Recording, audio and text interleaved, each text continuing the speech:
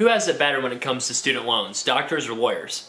It kind of depends on your take on this, because doctors, they have to take out an extra year's worth of tuition and living expenses, and they've got to pay for 4 years of medical school, versus lawyers who only have to pay for 3 years of law school. Lawyers also get the advantage of working right away and making a larger salary than your typical resident who's maybe making $50,000 or $60,000 a year. So that advantage is also with lawyers. So what makes doctors have such a good situation, in my opinion, relative to lawyers when it comes to student debt and just career ROI in general? So doctors, you still have a higher median earnings. According to Doximity, that's about $250,000 for an attending physician is an expectation that you could have for your salary depending on your specialty. Of course, it could vary from anywhere from $150,000 for a pediatrician to maybe $600,000 for a neurosurgeon. And if you're in some sort of surgical specialty, in private practice, maybe you're in the $300,000 to $400,000 type range. For a lawyer, say you go straight into big law, you could be making $180,000 as a starting associate, and making that money right away is very valuable when you look at the cost and the worth of money.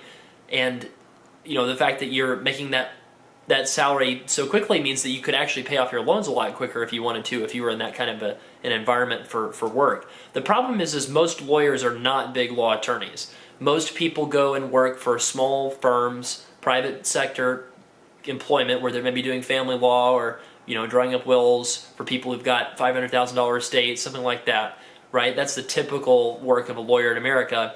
And then you could also go into work in the public sector as a lawyer, but you're not making very much money. Whereas doctors can go work for a hospital where they're making hundreds of thousands of dollars, but they're also qualifying for public service loan forgiveness at the same time.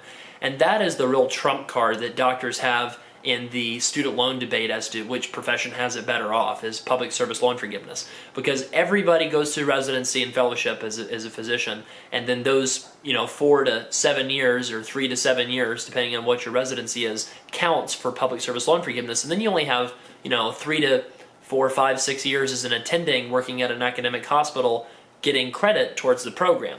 And that's why physicians in many cases could only pay back $50,000 to $100,000 on their student loans over 10 years, whereas lawyers that are working at a small firm could be stuck with a 20 to 25 year private sector type loan for repayment program.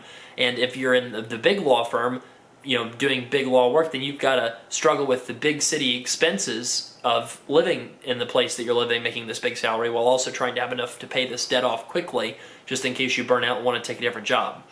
So I think that the combination for me of public service loan forgiveness, doctors having much bigger salaries than lawyers long-term on average, and just the reality that you can always go into private practice as a physician and make quite a bit of money, I think for me overwhelms the advantage that lawyers might have from having fewer years that they're borrowing for tuition and then making money right away. If doctors actually had to pay back their full amount of student loans, then maybe it would be a different story.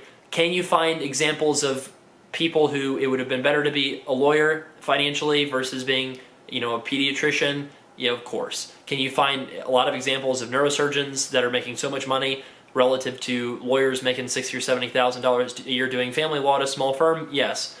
I just think that when you compare the best case scenario for an attorney to the worst case scenario for a doctor, and then the best case scenario for a doctor and the worst case scenario for an attorney, for me, if I was having to choose one path or the other for just a pure financial considerations in terms of the cost of the education and the options that you have with your student loans, I would probably choose medicine, even with all the pressures that doctors face today with the climate that we live in. So thanks so much.